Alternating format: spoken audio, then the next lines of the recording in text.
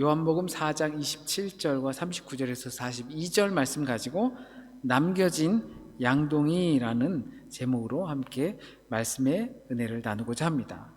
이 남겨진 양동이, 사실 이게 양동이가 아니죠. 우물가에 놓인 양동이이죠. 이 우물가에 놓인 양동이, 이것은 곧 은혜 받은 이에 관한 이야기라고 볼 수가 있습니다. 그래서 우리가 새길 말씀은요, 42절 마지막 말씀인데요, 그 여자에게 말하되 이제 우리가 믿는 것은 네 말로 인함이 아니니 이는 우리가 친히 듣고 그가 참으로 세상의 구주신 줄 알미라 하였더라 라는 말씀을 새기면서 남겨진 양동이, 우물가에 놓인 양동이라는 제목으로 함께 말씀의 인사를 나눕니다. 거의 대부분의 그리스도인들은 예수 그리스도의 지상명령, 마지막 명령을 따르면서 살고 싶어 합니다. 가서 제자 삼으라, 세례를 주라 라는 말씀을 따라서 살고 싶어 하죠. 그 지상명령의 가장 기본이 된다라고 하는 것은 복음을 전하는 것이 될 겁니다. 혹시 우리는 복음을 전하는 삶을 살고 계신가요? 왜 이 복음을 전하는 삶이 그리도 어려운 걸까요? 아니면 우리가 어렵게 생각하는 걸지도 모릅니다. 복음을 전하는 것은 이렇게 또 알아야 되고 살아야 되고 그런 사람이 전해야 되고 우리가 너무 복잡하게 생각하는 걸지도 모릅니다. 또 반대로 이걸 너무 가볍게 여기고 그냥 무슨 툭툭 던지듯이 막 해버리면 그 복음이 너무 저렴하게 느껴질 수도 있는 거죠. 마치 교회에 오면 모든 것이 공짜로 여겨지는 그런 생각처럼 이 복음도 그렇게 전하면 저렴하게 여겨질 수도 있는 겁니다. 그러면 어떻게 해야 복음을 전하는 삶이 될 수 있을까?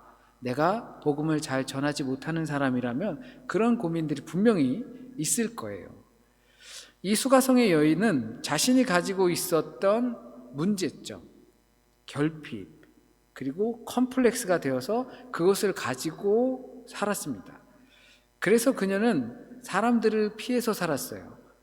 사람들을 만나길 꺼려했고 태양이 너무나 뜨거워서 사람들이 쉬고 있는 그 시간에 물을 뜨기 위해서 우물가로 오는 그런 여인이었습니다. 그래서 자신의 인생을 많이 탓했을 거로 보여요. 그 뜨거운 여름에 물동이를 쥐고 간다는 것 자체에 가면서 얼마나 자신의 박복한 인생에 대해서 한탄했을까 싶습니다. 아이고 내 인생아 하면서 살았을 거예요. 하지만 그리스도께서 오시면, 메시아가 오시면 그 모든 것이 해결될 거라는 믿음은 그녀에게 적어도 있었습니다. 그런 그녀에게 예수께서 자신이 바로 그다라고 이야기를 해주십니다. 26절에 내가 그라라는 말씀을 해주는데 이것이 요한복음의 특징 중에 하나라고 또 말씀을 드렸죠. 특징이 뭐라고요? 나는 무엇이다. 나는 포도나무다. 너희는 가지다. 나는 선한 목자다. 나는 양의 문이다. 나는 길과 진리와 생명이다. 이런 것들을 나는 누구다라고 정의 내리고 7가지 기적을 이적이다라고 표현하면서 그 기적을 보고 기적에 함몰되지 말고 기적을 통해서 그 기적이 가르치고 있는 예수 그리스도를 봐야 한다. 그리고 내가 그라라는 표현입니다. 내가 그 사람이야. 너희들이 기다리는 그 사람이야 라고 말씀을 드렸어요. 이것은 에고 에이미라는 그리스어 말이에요.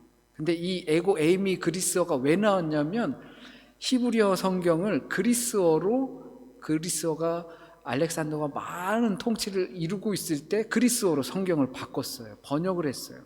그때 야훼라는 단어를 번역하다 보니 이것이 에고 에이미, 우리말로 I am, 내가 그라라고 번역이 된 것입니다. 그러니까 그 여인은 그것을 딱 깨달은 거예요. 네가 기다리는 바로 그 메시아다. 너의 문제를 해결해 줄 수 있는 영원히 목마르지 않는 생수이다, 샘물이다 라고 말해준 것이죠. 그것을 깨닫고 이 여인은 우물가에 왜 왔죠? 물을 뜨러 왔어요. 물을 뜨러 왔으면서도 그 물동이를 그냥 버려두고 마을로 들어갑니다. 여인은 주님을 만나고 더 이상 피해 살 필요가 없게 된 거예요. 이 여인은 자신의 물동이를 버려두고 마을로 들어가서 자신이 경험한 것을 증언하는 사람이 되었어요. 이와 같은 현상이 제자들에게도 있었죠. 베드로가 그물을 버려두고 예수를 따르니라. 예수께서 말씀하십니다. 네가 사람을 얻게 되리라. 이것이 누가복음이나 마태복음 같은 경우에는 예수께서 제자를 부를 때 이렇게 나타나요. 그물을 버리고 떠나는 모습. 그런데 요한복음은 말씀드렸잖아요. 그걸 바로 직접적으로 표현하지 않아요. 이 수가성의 여인처럼 마치 베드로의 모습처럼 보여요. 물동이를 두고 마을로 들어가서 증언합니다. 그렇게 되니까 많은 사람들을 얻게 되었죠. 복음이란 내가 그다라고 하시는 그 주님의 말씀을 먼저 내가 깨닫는 겁니다. 그분이 구원자구나. 그래서 가장 먼저 나타나는 현상은 그 구원자가 나를 사랑하시기 때문에 내게는 두려움이 없게 되는 거죠. 내가 가지고 있던 장애물, 또 문제, 그 어려움들이 더 이상 나를 올가매지 못합니다. 자기가 만들어 놓은 틀에 갇히지 않고 또한 남들이 나를 보고서 정해놓은 그 틀에도 갇히지 않습니다. 저 사람은 저런 사람이야. 나는 이런 사람이 되고 싶어. 그리고 나는 이런 사람이야 라고 정해놓은 틀에서 갇히지 않고 타인들이 나를 바라보면서 저 사람은 저 정도밖에 되지 않는 사람이야 라고 만들어 놓은 틀에도 갇히지 않습니다. 주님을 만난 이후에는 그런 것이죠. 그래서 피하지 않습니다. 그 틀이 허물어졌어요. 그렇게 살면 복음을 전하는 삶이 됩니다. 그걸 보통 우리는 흔히 표현하기로 은혜 받았다라고 합니다. 오늘 본문이 그 은혜 받은 사람, 주님을 만난 사람에게 어떤 변화가 생기는지를 보여주는 거예요. 이 본문을 잘 이해하고 나에게 주시는 그 하나님의 말씀으로 받아들인다면 사마리아 여인처럼 우리도 내가 만들어 놓은 그 틀 또는 타인들이 나를 향해서 만들어 놓은 그 틀을 갇히지 않고 벗어나서 한 발 더 다가갈 수 있습니다. 내가 생각했던 문제와 장애들을 떨쳐버리고 피하지 않고 두려움 없이 그 대상들에게 또는 나에게 다가갈 수 있게 되는 것입니다. 우선적으로 주님을 만나고 주님을 알게 된 사람들이 그러면 어떻게 살게 됩니까? 증언하는 삶을 살게 됩니다. 받은 은혜를 증언하는 거죠. 가짜로 부풀리지도 않아요. 내가 은혜를 받지도 않는데, 내가 그러니까 그렇게 은혜를 받았다고 생각하지도 않는데, 나는 은혜 많이 받았습니다라고 부풀리지도 않아요. 그저 자기에게 주신 은혜를 전하는 겁니다. 내게 주신 양의 은혜를. 알면 아는 부분까지, 모르면 모르는 부분까지 증언하는 겁니다. 그래서 기본적으로 복음을 전하는 삶 또는 은혜 받은 이들은 입을 열게 되어 있어요. 입을 열게 돼요. 증언하는 사람, 주님을 만난 사람, 은혜를 받은 사람들은 입을 꼭 닫고 가만히 있는 것이 아니라 입을 열게 되어 있습니다. 우리 한번 생각해 보시면 저희가 발이라는 공항으로 도착했다가 타란토라는 지역으로 가서 집회를 열고 그리고 다시 바리로 오는데 아침부터 저녁 비행기가 타기 전까지 시간이 많이 있었어요. 그래서 그 바리를 잘 아는 우리 안재경 교우가 오늘 참석하지 못했지만 안재경 교우에게 거기서 우리 맛있는 맛집 있으면 소개해 주세요 라고 했거든요. 그러니까 주르르륵 나오더라고요. 그 전에부터 이 발이 좋다고 되게 많이 이야기했었고 거기뿐만 아니라 여러 군데를 좋은 맛집 또 잘 아니까 경험해보고 좋고 싸고 좋은 데를 자주 소개시켜줬어요. 가보시라, 맛보시라. 우리가 그렇게 경험하면 그렇게 하게 돼 있어요. 어디 갔더니 맛있더라. 그런데 비싸지도 않더라. 그런 부분들을 우리는 전해주게 되어 있거든요. 이게 기쁜 소식을 알려주는 거예요. 복음은 그런 소개와 같습니다. 알려주고 싶은 거죠. 물론 소개하는 모양은 각자 다를 수가 있어요. 말로 하는 사람도 있고 삶으로 하는 사람들도 있고 다른 여러 가지 방법으로 복음을, 기쁜 소식을 전하는 모양은 다를 수 있습니다. 하지만 어떻게든 전한다는 겁니다. 어떤 모양으로든 전한다는 거예요. 항상 밝은 모습으로 있는 사람, 그것도 전하는 모습 중에 하나겠죠. 항상 소리 없이 누군가를 아주 작은 것도 그냥 도와주는 사람, 그것도 전하는 것일 거예요. 또는 어떤 사람은 이렇게 말하면서 예수님을 믿으세요, 예수님은 우리에게 구원이십니다 라고 전하는 것도 역시 전하는 거예요. 말끝마다 예수님 이야기하지 않아도 분명히 그 기쁜 소식을 우리는 전할 수 있는 방법이 있다는 겁니다. 그럼에도 불구하고 분명한 것은 그 표현을 한다는 거예요. 표출된다는 거예요. 이것을 입을 뗀다라고 했지만 증언하는 삶을 나타내게 되어 있습니다. 그것이 은혜를 체험한 사람들의 반응이에요. 은혜를 체험하고 나서 나에게로부터 표출되는 겁니다. 뭐가 좋았는지 입을 떼게 되어 있습니다. 그것이 비록 표면적인 것일지라도 증언하게 됩니다. 그 증언으로 인해서 예수를 믿게 되어 있습니다. 그러므로 우리는 입을 떼셨으면 좋겠어요. 표현했으면 좋겠어요. 아무리 힘든 일이 있고 그래도 그 힘든 일을 통해서 우리를 구원하신 그 주님을 생각하시면 우린 미소 짓게 되거든요. 그 미소로 살아가실 수 있길 바랍니다. 아멘. 그런데 그렇게 못하게 하는 걸림돌이 있다면, 나를 웃지 못하게 하고 전하지 못하게 하고 돕지 못하게 하고 표현하지 못하게 하는 걸림돌이 있다면 그게 뭘까요? 어쩌면 바로 나를 바라보는 나의 시선, 아까 말씀드렸던 것처럼 내가 만들어 오는 나라는 정의의 테두리, 또는 내가 바라보는 나의 문제, 이 산을 넘는 게 쉽지가 않습니다. 많은 그리스도인들이 항상 변하고 싶어 해요. 성장하고 싶어 하고 성숙하고 싶어 합니다. 주님의 자녀로 살아가고 싶어 합니다. 하지만 그것이 잘 안 되는 이유는 주님보다 내가 더 크게 보이기 때문에 그런 거예요. 문제를 가지고 내가 만들어 놓은 테두리, 나는 이래야 해, 또는 내가 볼 때, 나를 바라볼 때 내가 가지고 있는 문제들, 사람들이 바라보는 시선이 가지고 있는 나의 문제들, 이것들이 주님보다 더 크니까, 그러다 보니까 우리는 그것을 극복하기가 쉽지 않습니다. 그렇기 때문에 은혜를 받았음에도 은혜 받은 이의 모습으로 살지 못하는 거예요. 증언하는 삶을 살지 못하는 겁니다.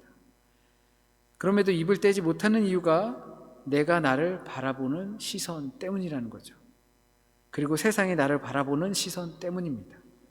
세상에서 성공해야 할 것 같고, 출세해야 할 것 같고, 실패하면 안 될 것 같은 생각 때문입니다. 소위 말해서 잘 나가야 한다는 거죠. 그 시선으로 나를 보니까 나는 별 볼 일 없거든요. 그러니 입을 떼지 못해요. 증언하지 못합니다. 이런 것이 세상의 시선으로 자신을 보기 때문에 입을 떼지 못하는 삶을 살게 되는 겁니다. 또 나의 시선으로 나를 볼 때 내가 생각하는 이상적인 모습이 있습니다. 그것 때문에 항상 나의 모습이 만족스럽지 못해요. 그래서 입을 또 떼지 못합니다. 물론 이것도 세상의 시선으로 나를 바라보는 것입니다. 이런 생각이 나의 발걸음을 멈추게 할수록 오늘 이 여인을 꼭 생각하세요. 내가 생각하는 나의 모습, 내가 생각하는 증언할 수 있는 사람의 모습, 은혜 받는 사람의 모습, 이것들 때문에 내가 증언하지 못한다면 이 여인을 꼭 생각하셨으면 좋겠습니다.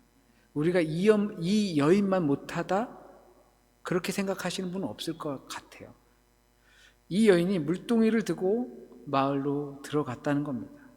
이 여인을 다시 생각하면 그 여인이 입을 떼고 증언할 때 그것을 들은 이들이 어떤 반응이었을지를 생각해 본다면 내가 내 상태를 보더라도 입을 떼지 못할 이유가 없다라는 거예요. 객관적으로 본다면 사람들이 이 여인이 갑자기 들어와서 자신이 메시아를 만났다. 이 요한복음 2장에 보면 그 빌립, 나다나엘 이 사람들이 예수를 만났다. 나다나엘이 그러니까 야 어디 갈릴리에서 나사렛에서 선한 것이 나겠니? 이렇게 말하죠. 근데 네가 본고로 믿느냐 보지 않고 믿으면 더 네 믿음이 크다라고 하는 것처럼 이게 또 도마와의 관계에서도 그렇게 나타납니다. 그런 사람이 와서 그 복음을 전한다고 했을 때 무시하지 않았을까요? 어디 나사렛에서 선한 것이 난다고, 어디 남편이 5씩이나 있는 여인이, 사람들이랑 관계도 못 맺고 피하면서 있는 그 여인이, 구석에 찌그러져 있을 그런 여인이 갑자기 동네에 나타나가지고 마을 한복판에서 내가 메시아를 만났다라고 증언한다면, 전한다면, 그런 삶을 살고 밝은 모습으로 막 산다면, 누군가를 막 돕고 막 이렇게 산다면 저거 좀 이상해 라고 할 거예요. 여러분이라도 이상한 왕따가 내가 생각할 때 아이고 참 보잘것없는 그 사람이 내게 와서 복음을 전한다면 같지 않게 생각할 수 있어요. 우리가 또 가서 다른 사람들이 나를 어떻게 볼까? 나를 좀 같지 않게 볼 텐데, 그런 내가 복음을 전할 때 그 사람들이 나를 그렇게 생각하는 걸 생각하면 우린 쉽게 입이 떼지지 않습니다. 그럴 때 이 여인을 생각하셨으면 좋겠습니다. 이 여인도 가서 복음을 전했다라는 거죠. 그럴 때 그 복음을 듣고 사람들이 많이 믿게 되었어요. 그러면 그것으로 끝이 아니라 그 사람들에게 주님이 찾아가 주시고, 그리고 이제는 더 이상 사람들이 전하는 말로 믿는 것이 아니라 그들이 만난 주님을 통해서 믿게 된다는 겁니다. 하지만 그 전하는 사람들이 삶의 상태에 달려있지 않습니다. 분명한 것이에요. 모범적인 신앙인이면 더욱 좋겠죠. 착하고 성실하고 성공하고 그러면서 믿음도 좋고 우리 상상 속에만 있는 어떤 그 신앙인의 모습이면 너무 좋겠죠. 내가 전한 증언으로, 하지만 하나님께서 일하신다는 사실을 믿으셔야 돼요.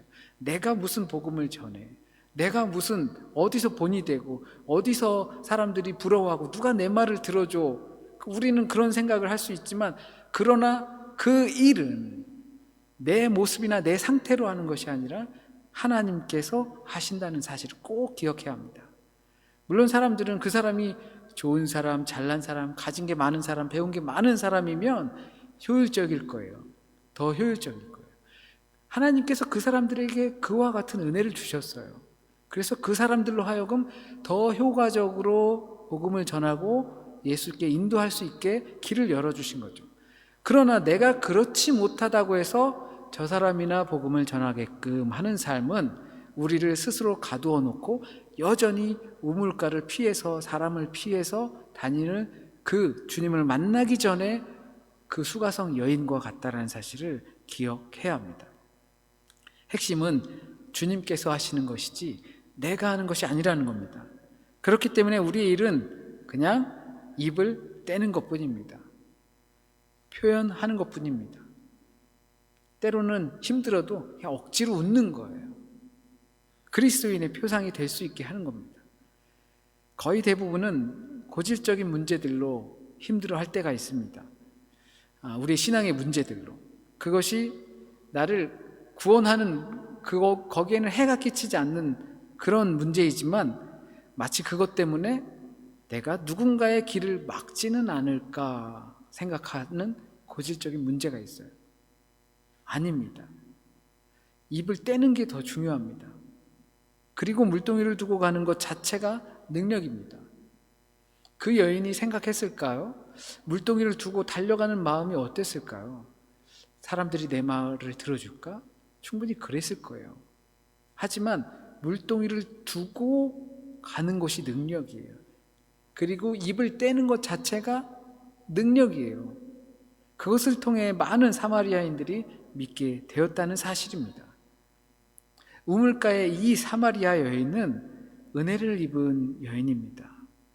외부적으로 보이는 문제도 많았고 그녀 자신이 갖고 있는 내적인 문제도 많았습니다.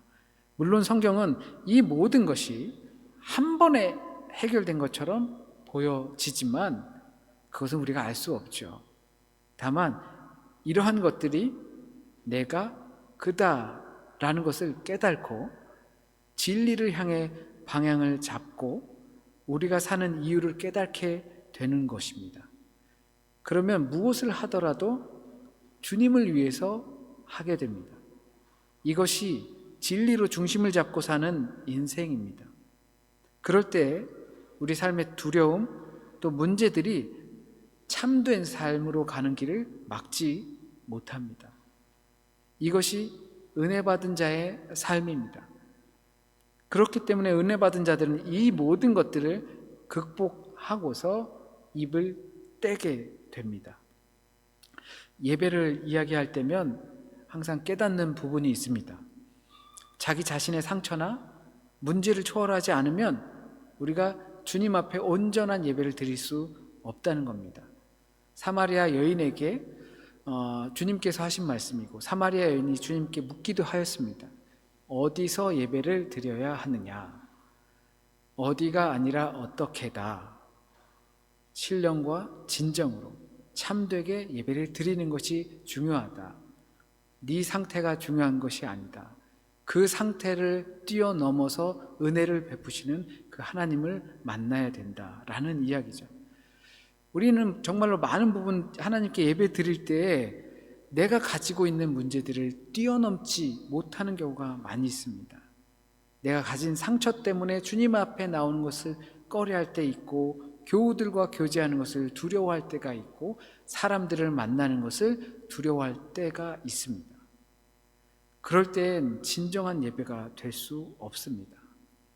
상처를 치유하는 것이 아니라 그 상처를 맡겨두고 뛰어넘는 것입니다. 내 생각과 염려 속에서 내게 그것이 보이지 않게 되는 겁니다. 그럴 때 비로소 우린 진정한 예배를 하나님께 드릴 수 있습니다. 우린 예수를 믿고 구원을 얻었습니다. 은혜를 받았습니다. 그렇다면 우리는 입을 떼는 사람이 되어야 합니다. 증언하는 삶이 되어야 합니다. 하지만 그렇게 하지 못하게 하는 것이 있다면 바로 세상에 사로잡힌 그리고 내가 나를 바라보는 시선이라는 사실입니다. 이 생각 때문에 입을 떼지 못합니다. 하지만 믿음은 그 시선을 초월하게 합니다. 뛰어넘게 합니다. 극복하게 합니다. 그것이 초월되고 극복될 때 하나님 앞에 우리는 온전히 예배 드리는 자가 됩니다. 그러기 위해서 우린 주님을 더 깊이 알아야 합니다. 주님을 만나야 합니다. 주님을 알기 위해 우리는 어떻게 해야 합니까? 말씀이신 그 하나님, 말씀이신 그 구원자 예수 그리스도, 그 말씀이 진리라는 것을 내가 믿어야 합니다. 안 믿어지면 어떡하죠? 믿어지도록 간구해야 합니다. 내가 머릿속으로 아니면 내가 들은 것으로 이해했다면 그러나 마음속으로 삶으로 표현되는 것이 되지 않는다면 그것이 표현되고 믿어지고 믿음의 삶으로 살 수 있게 해달라고 간구하는 것 외에 우리에게 무엇이 있겠습니까? 그래서 우리도 은혜 받은 사람처럼 살길 원합니다. 물동에 물을 담는 것도 중요하지만 물동이를 물가에 두고 마을로 들어가는 그 여인과 같은 삶이 되었으면 좋겠습니다. 그 여인이 상처를 치료받지 못했지만 그 상처를 뛰어넘어 마을 사람들에게 가서 증언하였던 것처럼 우리 삶에 내가 생각하는 그러한 문제들, 자격지심, 나를 가두는 그러한 것들을 뛰어넘어 주님의 은혜 받은 삶으로 증언하는 삶이 되길 진심으로 소원합니다. 기도드리겠습니다. 참 좋으신 주님, 우리를 만나 주셨습니다. 우리는 그 주님의 전부를 온전히 다 깨닫지 못했습니다. 주님께서 우리를 구원하신다는 사실을 분명히 알고 있지만 그 삶을 통하여서 깨달아 살아가면서 여전히 많은 여백들이 남아있음을 우린 잘 압니다. 그 공간들을 주님의 은혜로 채울 수 있길 간절히 소원합니다. 주님께서 채워주셔서 그 채워진 계단들처럼 그 계단을 넘어 나의 문제들을 넘어 하나님께서 보여주신 그 또 다른 세계로 들어갈 수 있도록 주여 인도하여 주세요. 또한 우리의 입술과 우리의 모든 표현들이 은혜 받은 자답게, 구원받은 자답게 증언하는 삶을 살 수 있도록 주여 인도하여 주세요. 내가 생각하는 것 때문에 입을 떼지 못하는 일이 없게 해주세요. 입을 떼는 순간 모든 것을 하나님께 의지하여 그 결과는 하나님께서 책임져 주심을 우리의 믿음으로 갖게 하여 주세요. 또한 주님을 온전히 믿는 믿음으로 우리가 성장해 나갈 때 더욱더 깊은 그리스도의 성숙된 모습이 우리 안에 나타나길 간절히 소원합니다. 이 시간 우리에게 주신 하나님의 말씀, 정말 우리가 꼭 들어야 하는 하나님의 말씀이 되게 하여 주시고, 또한 우리의 삶을 통해서 하나님이 나타나게 하나님 도와주옵소서. 한 주간의 삶도 주님께 맡깁니다. 주님께서 우리의 삶을 운영하여 주세요. 우리가 계획하고 준비할지 몰라도 그 길을 운영하시고 경영하시고 인도하시는 분은 오직 하나님이라는 사실을 우리가 믿으며 나아가는 한 주간이 될 수 있도록 도와주세요. 주님, 병든 자들이 있습니다. 치유하여 주세요. 마음에 근심 있는 자들이 있습니다. 주님, 다가가 주셔서 주님의 평안을 선물하여 주세요. 마음의 문제, 육체의 문제, 그리고 미래의 문제 가지고 살아가는 믿음의 식구들이 있습니다. 친히 찾아가 주셔서 주님께서 회복시켜 주시고 주님의 길을 보여주셔 평안히 주님을 따라갈 수 있도록 도와주옵소서. 모든 말씀 우리 주님 예수 그리스도의 이름으로 기도드립니다. 아멘.